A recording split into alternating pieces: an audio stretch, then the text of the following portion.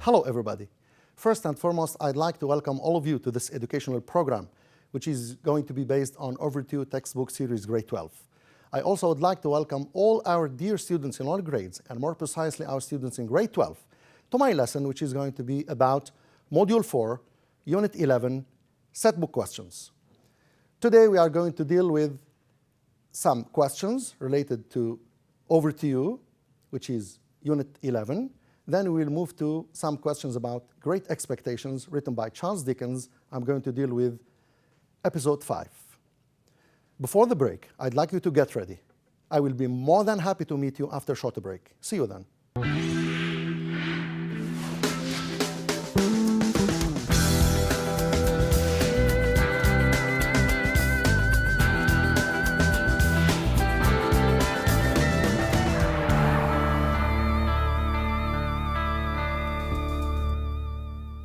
Grade 12 students, welcome back to our virtual infinite educational program. As I have already said, today I'm going to deal with set book questions. So as you can see here, our module is entitled Achievements, and our unit is entitled The Final Frontier, which is mostly about some of the achievements of the human being or the mankind concerning the space exploration. Then I will move to deal with some questions about Literature Time, Episode 5. Now let's get some tips or some recommendations that you are required to do while dealing with set book questions in your exams for the purpose of getting good marks. First of all, you have to read all the questions carefully. Then you have to decide on the most manageable questions, which means some of the easiest questions that you feel that you can answer in a very easy way. Then you have to be resourceful, which means you have to give answers related to your Overview textbook and then give some pieces of information from outside. This is the meaning of resourceful. So information from textbook and from your own knowledge.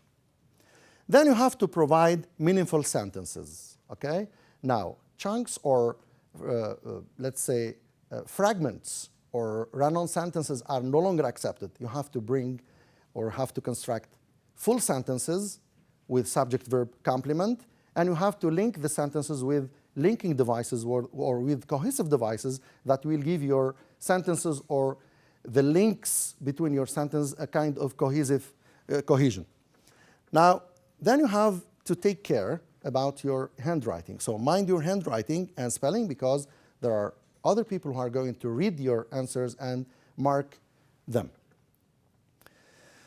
Before you submit your exam paper, please try to proofread your answers to check whether you have made any meaningful or any spelling or grammatical mistakes.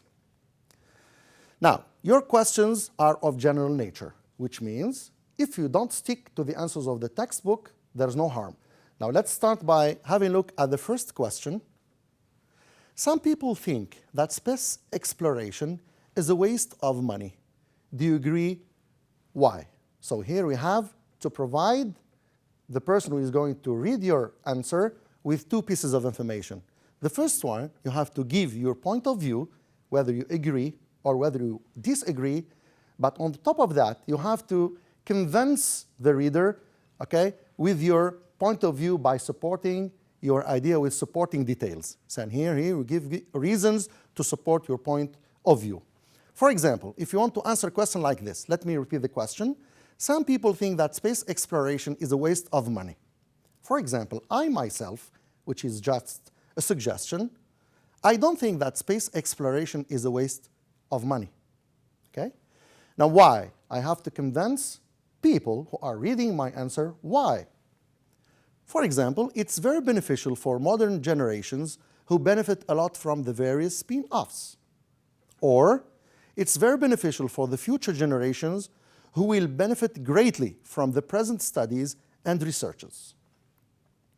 Now, your role now is to combine your point of view with the supporting details to provide a very convincing, clear paragraph in order to be clearly read. For example, I don't think that space exploration is a waste of money. And here I provide a linker or a cohesive device, which is in fact. Then I move, it's very beneficial not only for modern generations who profit a lot from the various spin-offs, but also for the future generations who will gain a lot from the present studies and researches.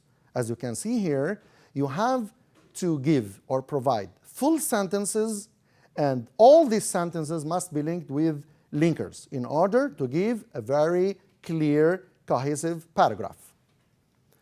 Now let's move to the second question. What benefits do people get from space technology? Which is a very important question. For example, you can say advances in space technology have benefited people in different ways. It can be as a topic sentence for your paragraph. And then you have to support this topic sentence by the following pieces of information. For example, aircrafts have become lighter, faster, and more economical, which is a very important advantage from space exploration. Or another idea, wireless technology has revolutionized communication. Now we are enjoying very developed types of communication. Or spin-offs like GPS, satellite, TV, AC, which is air conditioners, and mobile phones have been used by ordinary people like you and me. Now your role now is to combine all these ideas in one paragraph. You can say, this is just a suggestion, you may provide a better paragraph. Advances in space technology have benefited people in different ways.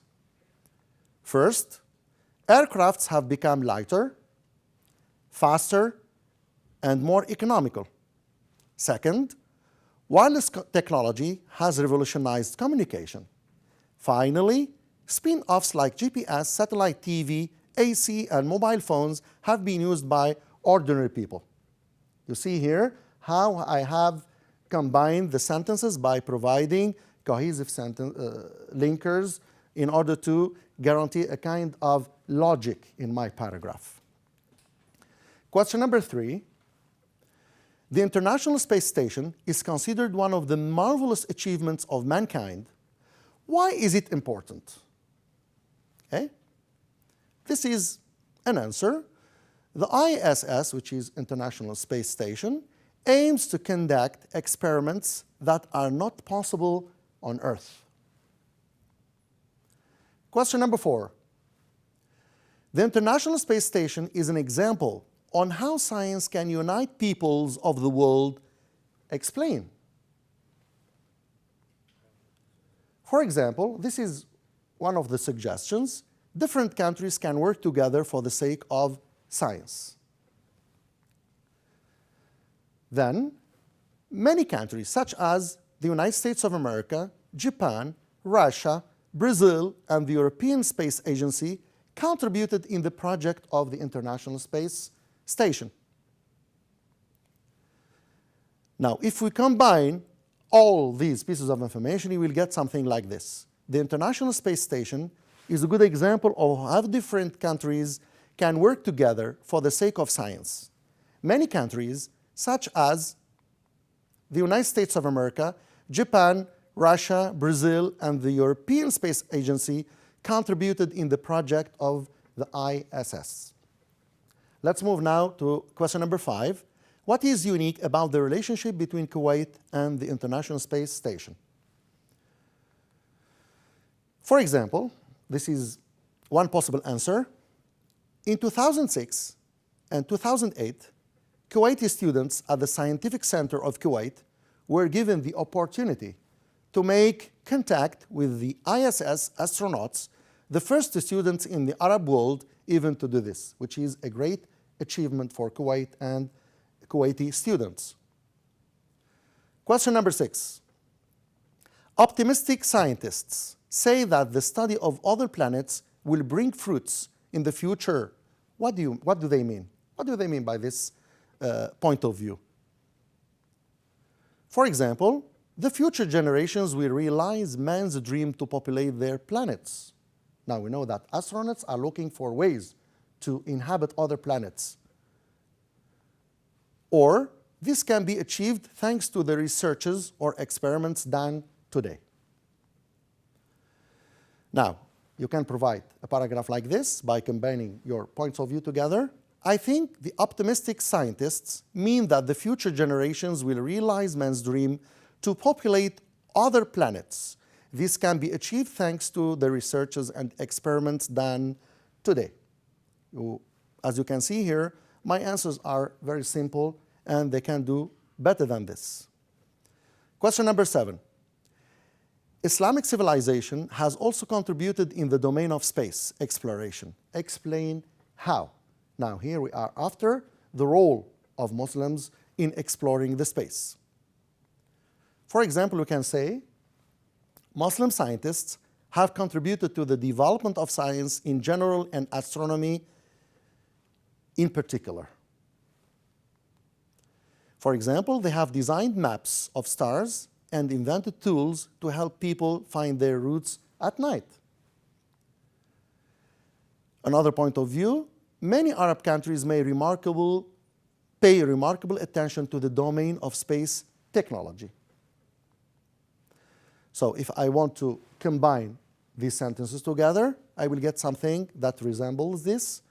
Muslim scientists have contributed to the development of science in general and astronomy in particular. They have designed maps of stars and invented tools to help people find their routes at night.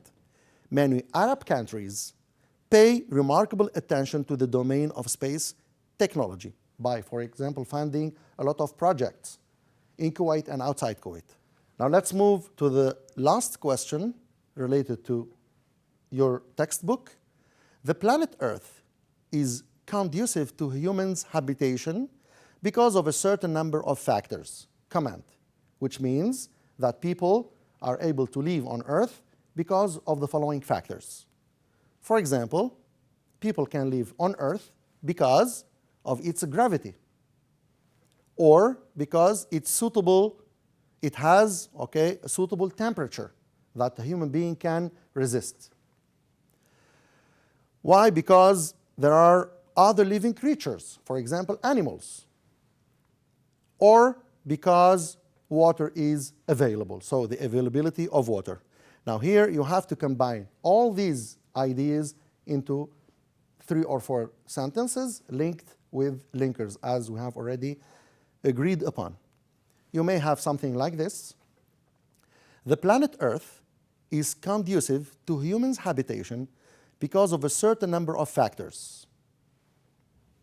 First, this is a linking device in order to link the topic sentence with your first supporting detail. First, the force of gravity makes life possible on the Earth. Second, temperature on Earth is suitable for living creatures. Third, water is available, which is one of the most important things that guarantees life on Earth.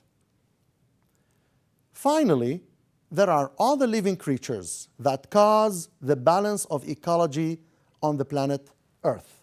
So, life is possible on Earth because or due or thanks to the following factors.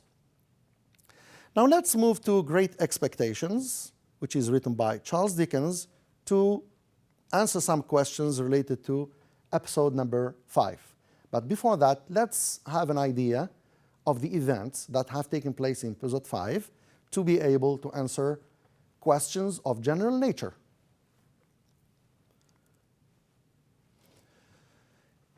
In episode 5, Herbert returned from his travels, who is the friend of Pip. Magwitch started telling how he came to be sent to Australia. Magwitch is the convict that Pip met at the beginning of the novel or of the text. He started talking about his experience there, which means in Australia. He met Campinson, the second convict, if you remember, the second convict that Pip met in the graveyard, who pretended to be a gentleman. So this person starts telling lies, from the beginning as soon as he got acquainted with Magwitch and introduced him to another gentleman. Compeyson committed a theft, so he committed a crime, the theft crime, and accused Magwitch of committing it. He prepared everything to make Magwitch shown as the real thief. Magwitch was imprisoned. So he was sentenced to prison because he was accused of the crime of thieving something. He escaped from the prison ship where both he and Compeyson had been imprisoned. On that day, you remember when Pip met both of them in the graveyard, met Magwitch for the first time. Unwillingly, Pip informed him that there was another prisoner.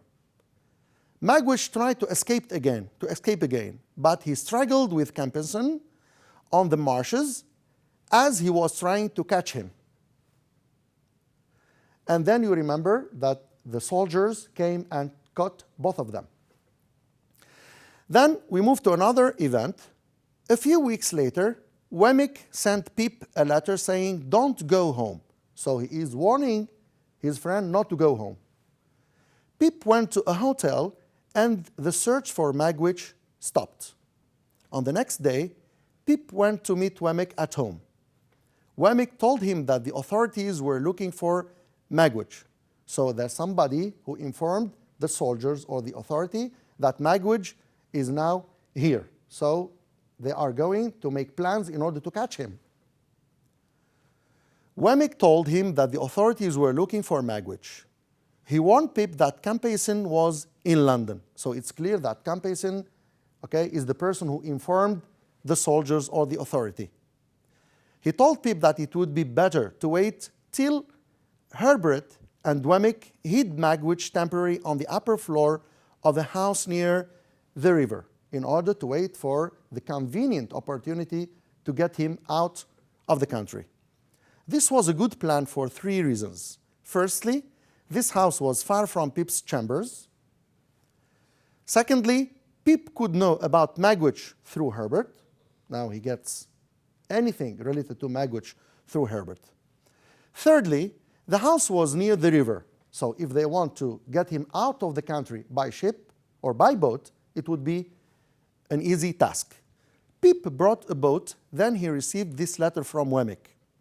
Now it can be a kind of coded letter or coded, let's say, message to warn Pip against something very important. Early in the week, you may do what you know of if you want to try. So it's clear that there's something abnormal in the message here. He doesn't want to say it explicitly, to get ready. So he is saying it implicitly in a very hidden way. Pip and Herbert decided to help Magwitch to get out of England, which is the final goal or the final aim. Herbert and Pip inquired about a ship heading for Hamburg and decided that it was the best destination for Magwitch, of course. They intended to row down the river until they were between Kent and Essex and hid there the whole night. At the end of episode 5, you have this piece of information. On their way, they saw a light and a roof. It means that maybe it's a good place or convenient place to have some rest. They stopped the boat on the bank and headed for an inn, which means like a small hotel or small house on the river bank. This is the end of episode 5. Now, as you are going to notice here, the kind of questions that you will see in your exams are not completely related to the events of the novel or the story. Why?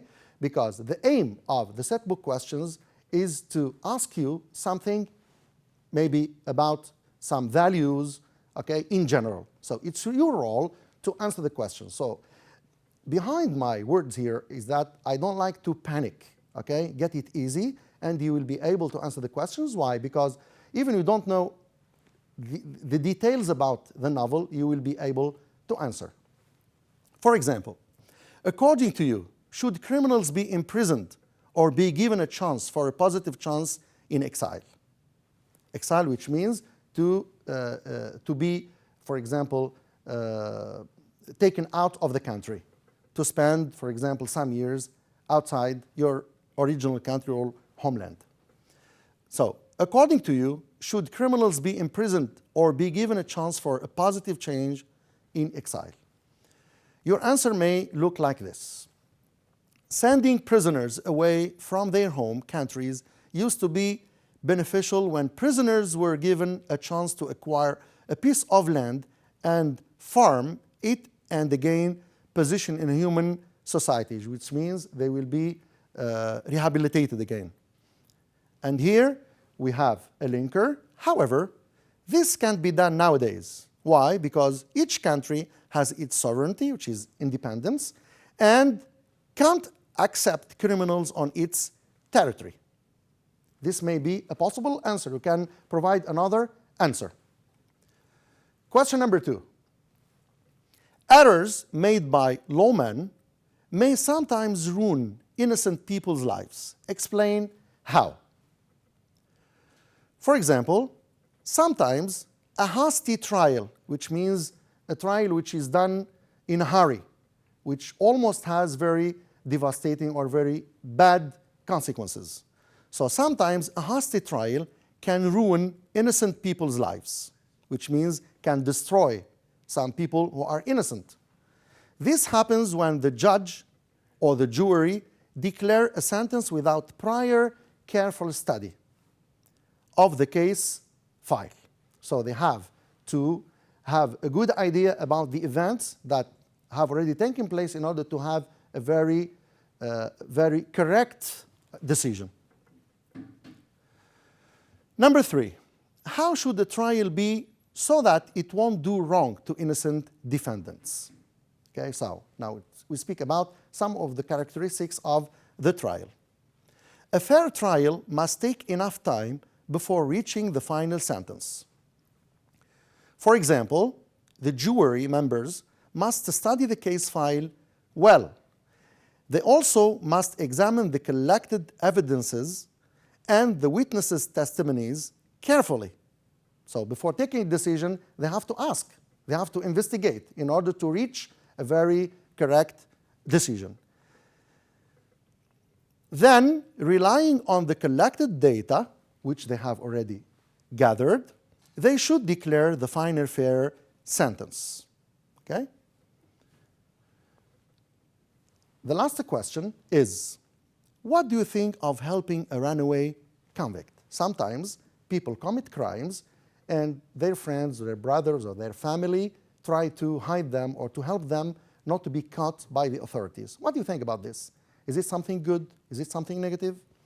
Now, according to me, for example, it may be something which is completely different from you. Helping a runaway convict is an act that must be avoided for many reasons. So it's clear here that the writer or myself, okay, are against helping criminals. Why? First, it is illegal.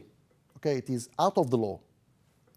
Hence, punishable by law, which means illegal. That means the law punishes, okay, those people who do this. This is one factor.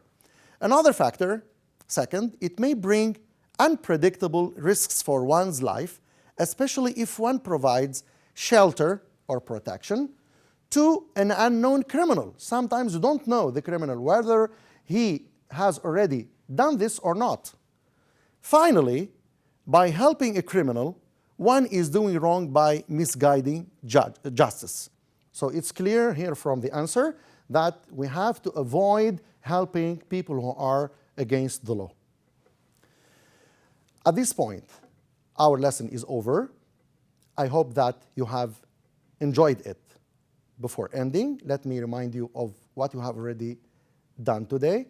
Today, I have answered some general questions about your Overview textbook series, which is about space exploration. And then we move to literature time to answer some questions about Great Expectations, written by Charles Dickens. At the end, I wish you good luck in your future endeavors, and thank you for watching.